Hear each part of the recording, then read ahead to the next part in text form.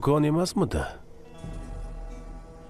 Chamasi 25 yil oldin u yerda gazli ichimlik olgandim. Bas qilasanmi o'zi? Bizda biroz adolatni. Darla. Ayolning ismi Darla bo'lgan. U aqlli ayol edi. Keyin siz bir xil kurtkali to'nkalar ko'chib keldingiz. Xullas suhbat yoqimli bo'ldi.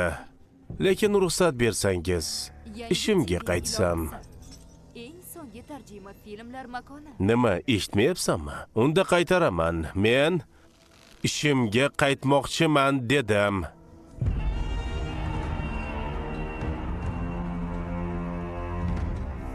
Ishimga qaytmoqchiman.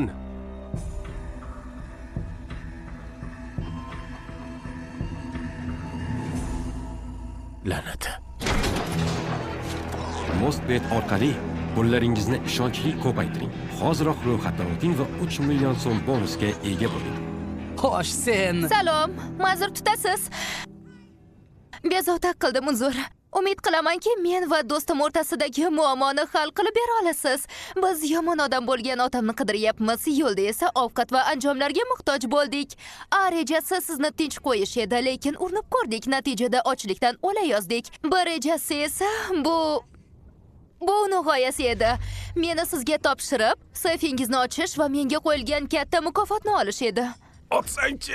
Reja shuki, uni otib qurolingizni olish va qochish uchun kerak bo'lsa har qanday zo'ravonlikni ishlatish edi. Tajribamga ko'ra, bu juda ham ochiqchasiga zo'ravonlik. Shuning uchun siz rejasiga rozi bo'lasiz deb umid qilaman. Sen reja qanday? Bizni qo'yib yuborasiz. Siz beradigan qurollarni o'zimizda qoldiramiz, chunki ular tirik qolishimiz uchun kerakli.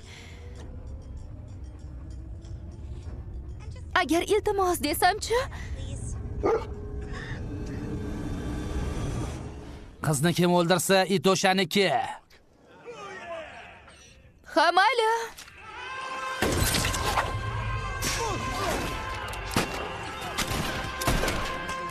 Ish bermadi.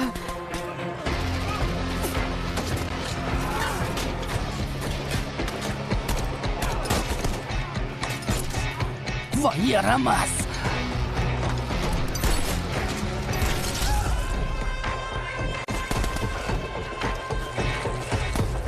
Bu qiz aqldan ozgan.